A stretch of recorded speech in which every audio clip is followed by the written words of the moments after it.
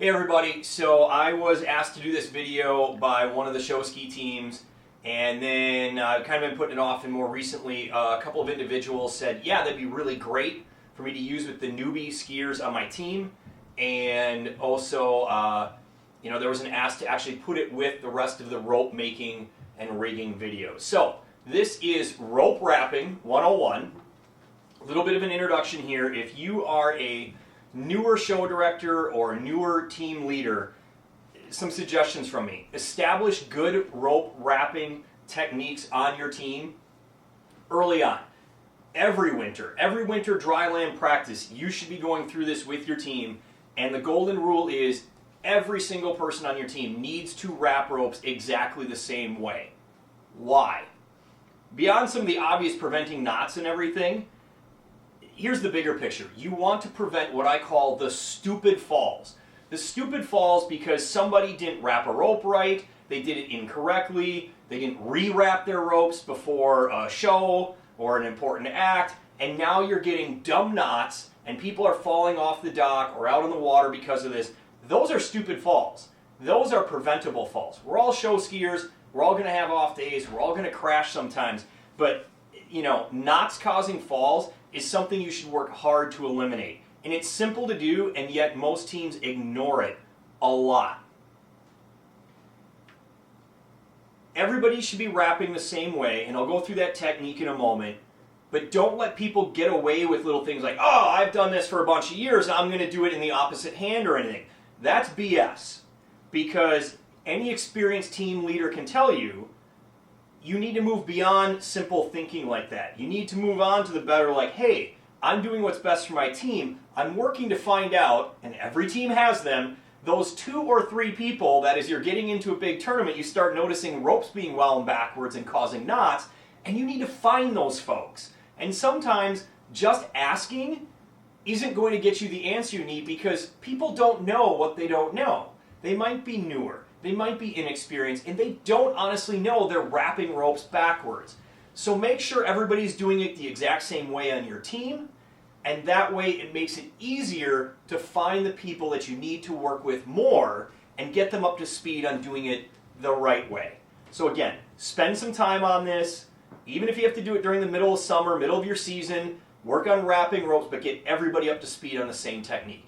Thank you. Alright, so here is winding just a very basic show ski rope.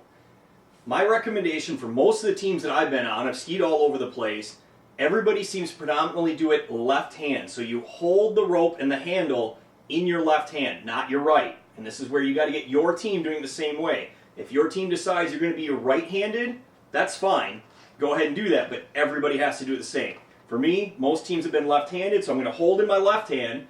And to me personally, this feels weird. Because I'm a lefty, I would rather be winding the opposite direction, but this is how most teams do it. So hold in left hand, start your coils, and with your right hand, it's your thumb and your pointer finger right here are doing the work. And they're making a quarter or half twist in the rope away from your body. So everything here, hold in left hand, wrap away from your body in a clockwise direction. And you want to work to get no figure eights in here, nice loops, and again, it's hard to see in the camera, but I'm twisting slightly with my right hand here on the rope. Now, this is a rope that has sat in storage for over a year now.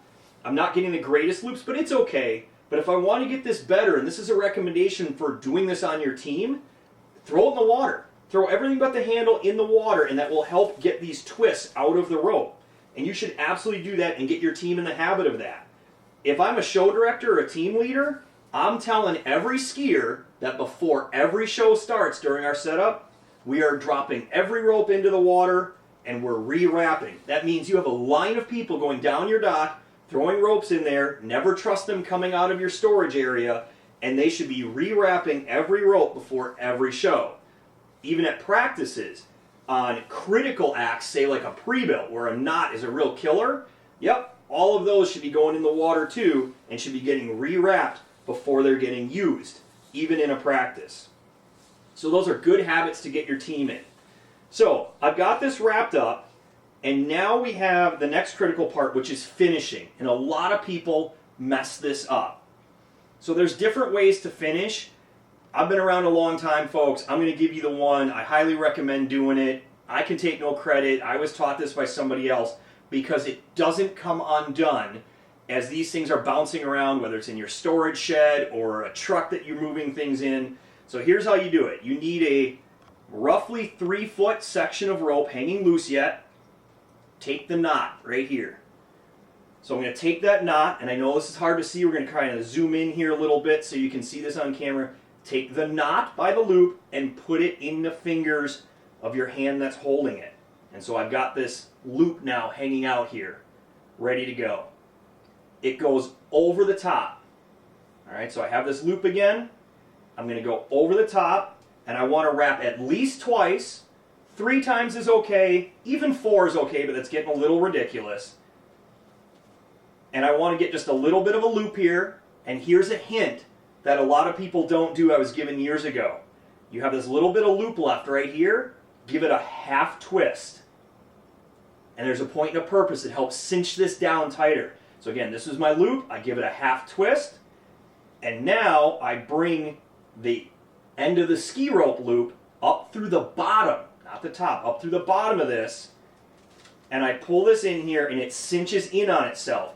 And so literally this thing hanging on a hook makes everything that I just did right here pull tighter and stay cinched up nice and tight while this is hanging in storage. There's how to wrap a basic rope. Alright, so this is still a basic rope, but this is for folks that have smaller hands. Maybe you're younger, maybe you have a ski team member that's younger and you're trying to train them how to do this, or you just have small hands and you can't grip the handle and all the rest of the rope coils at the same time. So if you're struggling with that, here's a little different way to wrap. Take the handle, put it on the ground, and start wrapping. So you can see about how much, I've got about 2 feet let go there, and I start wrapping the rope then just like I did in the other preceding section, holding my left hand, twisting with my right, and I wrap all the way up until the end.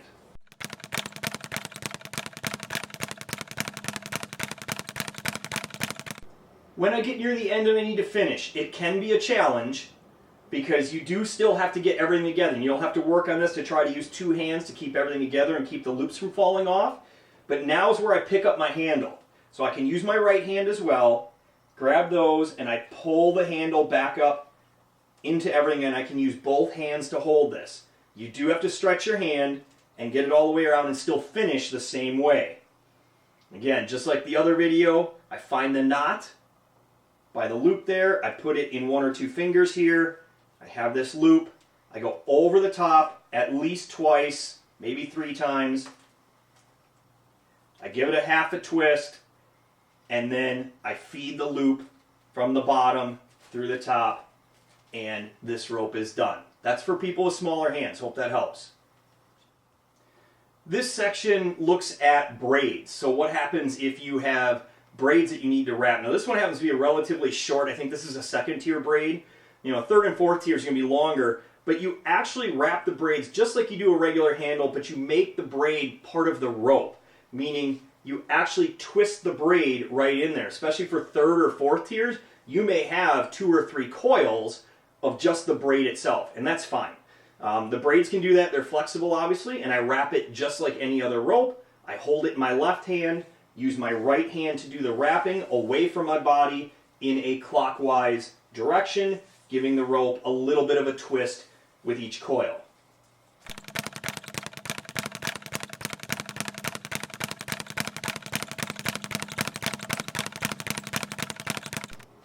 Sorry, this rope's a little bad. This one actually wasn't stored properly, so I'm giving it a little stretch. When you go to finish, this is an important part. You want to keep the braid in the loops in finishing. Don't let it drag on the ground. That's the reason that braids tend to fray and fail, is from getting dragged on the ground. And so I want to finish it in the same manner. I'm going to hold the knot. I'm going to go over the top at least 2 or 3 times. Give it a little twist. And up through the bottom. And that'll cinch up nice and tight. Now, this is definitely a rope from example. I would want to get this in the water and get this stretched a little bit to get this area out that wasn't stored properly in the trailer. Last one I've got for you is the doubles, trios ropes, or the pre-built bases that use the diamond style handle like this. These tend to get worn out because people tend to, with the short tiny handle, they don't wrap them like a normal handle, and they leave them dangle off the coil, and then they get dragged across the gravel, the sand, grass, whatever, and they wear out a lot quicker. So you do need to protect these, and these should be wrapped up just like a normal handle and tucked up into your coils. So it looks like this.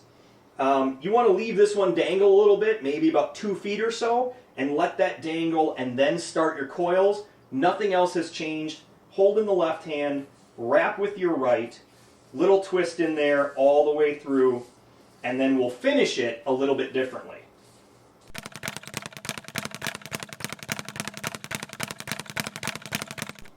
Alright, so now when we go to finish, this is where things are a little bit different. I do the same thing. I leave myself a nice about 2 foot long tail or so, give or take. Whether this is the double style or the trio style with 2 handles, it doesn't matter. What I'm going to do now is pick up the handle piece and use the V as a way to cinch this in. So I'm going to put it like that on the back of the coils there. The rest of it is the same as the other ropes. So I put that in my hand. I get my knot right here, put the knot in my fingers, over the top 2 to 3 times, give it a little half twist at the end, and then now I come up through the bottom here, and that's all cinching tight, and when I let go, the handle section is held to the back of the coils with no problem. It's not going to drag on the ground and get damaged.